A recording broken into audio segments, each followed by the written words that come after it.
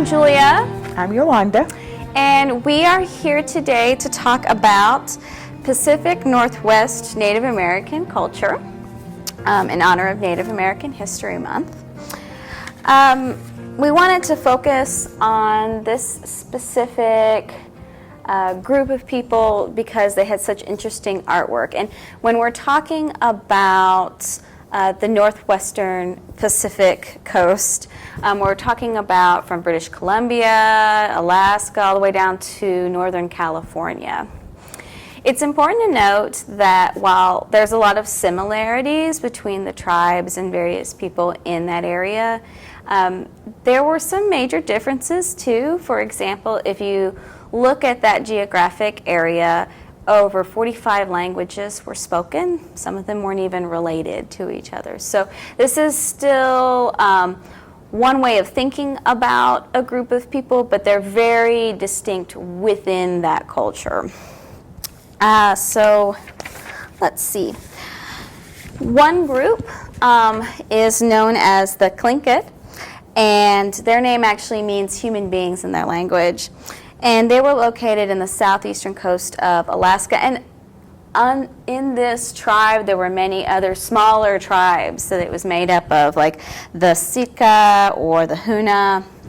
The Tlingit women, they would actually put wooden discs right in their chin there, and these are called labrets. Another thing that was really important to this particular tribe is they would make robes that were made of bark and wool. Now today we're going to talk a lot about totem poles. Yes. But what people don't realize, and we're going to focus on that a bit, is that when we're looking at totem poles, we're really looking at somebody's family history. It can be lineage, ancestry. Sometimes it can be fables, but most often it's about their family history. Mm-hmm. So for example, the Haida is another tribe within this group of people. And they had very distinct clans. They had two clans, and they were the Eagle and the Raven clan. And it was so extreme that they would live on different sides of the village. Okay. And so if you looked at a Haida totem pole, you would actually see maybe either the raven or the eagle symbol. And then within those clans, there were sub-clans, so you would see symbols of those as well. When we think of totem poles, we generally are thinking of the ones produced by that tribe because they could produce these extremely tall totem poles. They could be over 100 feet tall. But it's important to note that other groups, they did different things. So the Lummi of the coast of Salish, they actually had totem poles that were part of their longhouses. They were the support beam of the longhouses. Mm-hmm. So it looks different depending mm-hmm. on what group of people you're talking about. The art was a little different. Sometimes it was more ornate, sometimes less. It's also important to know that I think people sometimes think of Native American culture as always being the same, you know, yes. As if it didn't change over time. And the truth is that totem poles were influenced by European traders because they were able to, the various groups were able to get different tools that allowed them to make the more ornate kinds right. of designs. If you're interested in totem poles, you may want to look into Stanley Park in Vancouver, either images or visiting. It has quite a lot. The other thing that I wanted to talk about is the potlatch, which is also something that is greatly misunderstood. It is kind of a large gift-giving food sharing ceremony. It could look a lot like maybe Thanksgiving or Christmas to yes. us, but it actually was a way for people to show status and yes. power. So, and really think about like status as the respect of other people and then access to important things like food. The group of people that really had the most elaborate were the The group of people that had the most elaborate ceremonies were the Kwakuro. And they also had dance as a part of their ceremonies, although other groups did use dance in potlatch ceremonies. But this dance, they would specifically oftentimes show the story of their ancestors giving surnames or songs. So these are, again, things that we associate with our family, with our heritage, and they were showing that being passed down. So potlatches have a lot to do with totem poles, because you would see oftentimes totem poles actually being erected during a potlatch ceremony. So that's just a little bit of information. Your packet has some guides onto if you wanted to look at more information about this group of Native Americans, and various resources on totem poles. And now we're going to talk about making your very own. So for me, what I enjoyed most about that information is learning about totem poles, because as a kid, you grow up seeing the long posts that have like eagles or whatever, the bears, and you don't really know what that means. And so it was interesting to me to find out that it had more to do with describing your family tree almost is what it felt like to me. So when I wanted to create a totem, I wanted to encourage us all to think about our own family trees. And so you'll see here the one that I actually did. I did the generations of my family, but I did it through the women. And so, and I'll start from the bottom and go up. The bottom represents me because I represent the current generation. And so, I didn't put anything terribly special about me other than, my earrings, because art is kind of my thing, so I made it a little more colorful than most of the other ones. And then as we go up, this represented my mom who's passed. And so I kind of closed an eye as a way to symbolize that she's no longer with us. And kind of keeping an eye open, like she's looking down on me kind of thing. And so that was my mom, and she was the middle. And she also got a set of maybe jewels, as to say, how people talk about going on to heaven and you have your crown or whatever. So she has a crown. And then the top is my grandmother, who for me was a great source of wisdom. And so you'll see that I added pearls. And that to me was to symbolize that she was a person of that shared wisdom with me in my life. And you'll see that both of her eyes are closed. She is also passed, and she also has the crown. And so that's just how I chose to do mine. So if you would like to think about your family in that way, I mean, it doesn't have to just be through the women or the men. That's just the way I chose to break mine up. So today what I thought we would do, let's first discuss what's going to be in your bag. You're going to have a paper towel roll, and you're going to have 3 sheets of bigger construction paper. And then you're probably going to I think it's 3 sheets. I actually have 4 here, but I think you have 3 sheets of smaller colored paper, basically.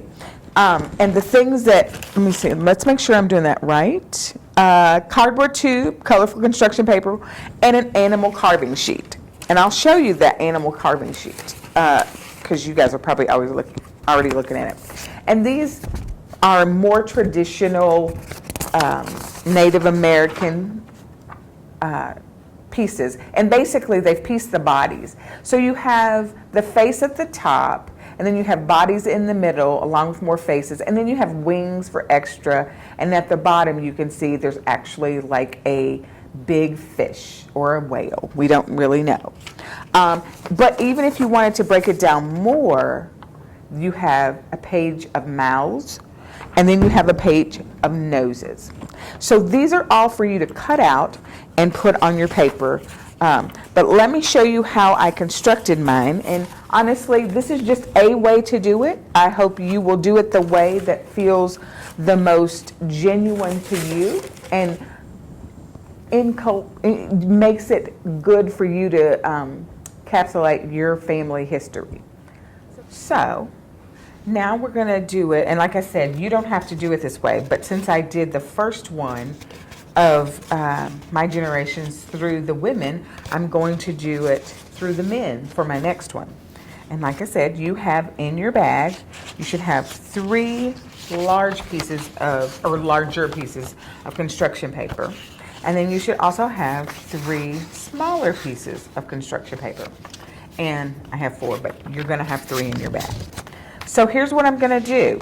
I'm going to just kind of eyeball it all the way around and try to break it up into 3s.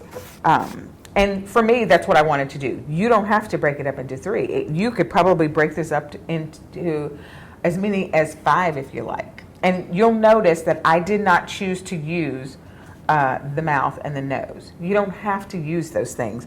You can bring with you a Sharpie, and I'm going to show you how to use your other pieces of paper to create some more dynamic totem poles.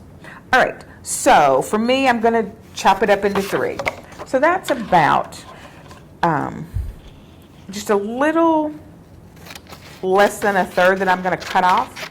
And it doesn't have to be perfect, and I'll show you why in just a minute. We're going to cover it up. But what you do want to do is, if you're using glue or a glue stick, you want to glue to the paper that you're going to put on really a lot, because if you don't, it kind of rolls up off of this paper towel roll. So, and I definitely get the edges really, really good. Okay, so we're going to do that, and let's just go ahead and roll it around.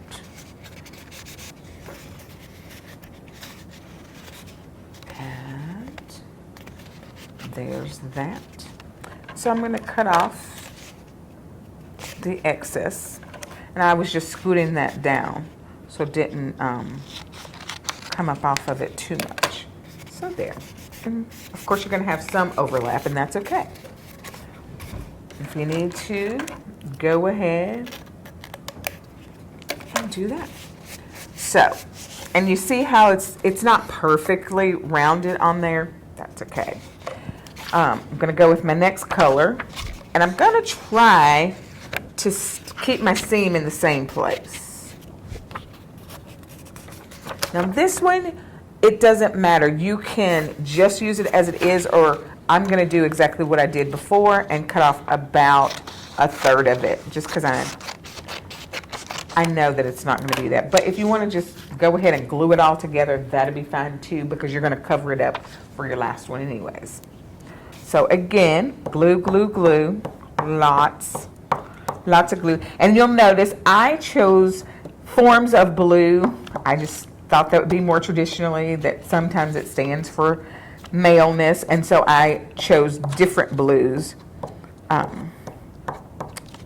So there's that. I'm going to start at that seam and go around. All right. And then I'm going to clip it right there. And so what I'm going to do right now is just get you to the point where this is all covered, and then show you the rounds, how I set that up. Okay, my last color is the deep blue. So also going to cut that about 1/3 of the way. And this one you want to make sure it does go to the edge. So, you see what I did? I cut it a little bit too, but don't worry about that, because I'm going to show you how you can clean that up. All right. Just lots and lots of glue. I know this is probably annoying, but it will help you be less annoyed as you go. When I did my first one, I didn't put enough glue, so I found myself a lot going back and forth to redo. And if you'll notice on this one, I don't know if you could tell, but I actually had to end up taping some of it because I didn't put enough glue. So I'm gonna bump this right up against there. Okay, let me find my seam here. Stay with my seam. Yep. And go around there. And I'm gonna cut it down. And there we go.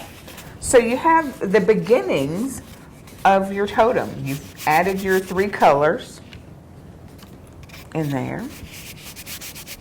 And if you do choose to use more than 3, you can use some of these as well for your colors. And say like you have 5 or 6, you can use those as well.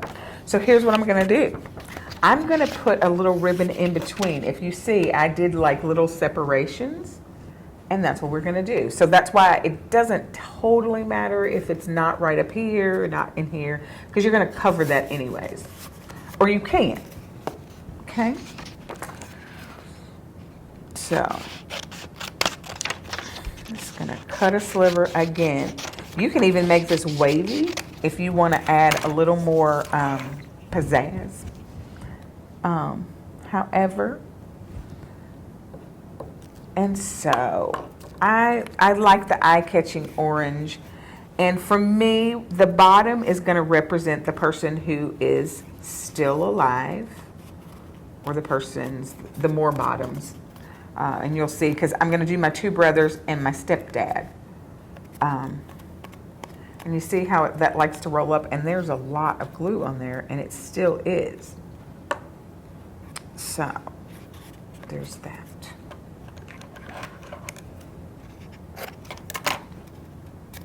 So that's my first little round that does not want to stay down. Again, there. Tap it, set it aside. And then I'm going to do red in the middle. And do the same thing. This time, hopefully, I will glue it much better. And so once I get these on, I'm going to show you how you can use your little leftovers to actually embellish and mix and match. And basically, this just adds cohesiveness to your pole. It brings it all, keeps it all together so that the colors show up in more than one place.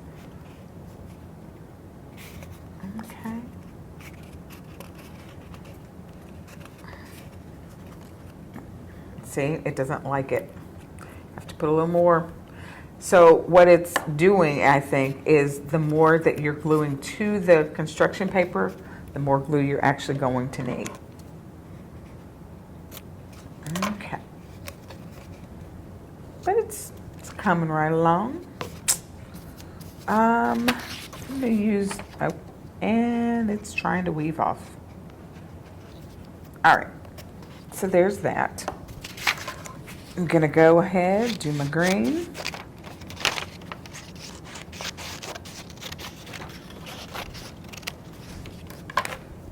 Okay.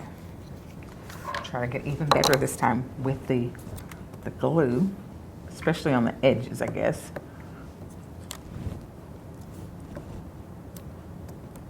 Okay, there.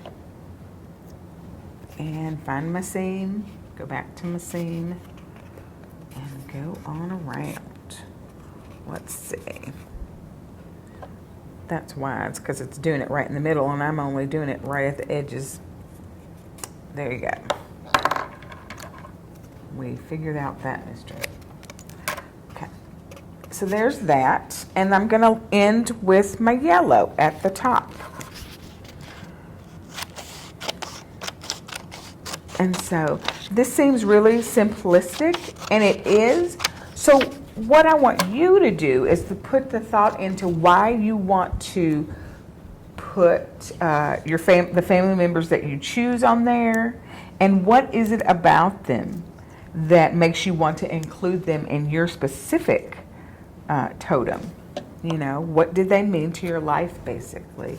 Are they people that you feel impacted by? And what does that impact look like? And how would you convey that to us on your totem. So there's my beginning of the totem. And like I told you, I'm going to use this for my older brother. He's the bottom. And then my younger brother. And then this will be for my stepdad, because those are the people I grew up with. Now, my stepdad, he's already passed, so probably I will do a bit of what I did on here. His eyes will be closed. He will probably have some sort of medallion for wisdom, because he was the older generation. My brother probably, he will have something that alludes to him being like a study person. He is just so filled with facts, and it's just a thing that he gravitates toward. My younger brother. I'm the middle, actually. He is much more of just a very outgoing person, takes life as it comes, and is the clown of our group. So I will put something in there that signifies that. I'm not sure what that will be, but let me show you the things that I did do. I took pieces like this, and I just cut little tidbits, just like that. It doesn't have to be anything big, doesn't have to be anything just like really ornate. You can make the ornateness with very simple elements. Let's choose another one, because it looks like what I did is I used my little squares and I turned them into diamonds, and then I also just cut a strip, and I cut smaller lines that you could add bit by bit until it was round. So have fun with it, and use all of your paper, use your scraps, but make it your own. If you don't prefer to draw your own like I did, use the mouth, the noses paper that are in your bag to help you do that, and just glue them right on. I hope you enjoy doing this activity. I hope it is good for you to reflect on your family, and a good way to spend this time of the year. Bye, Discover Families.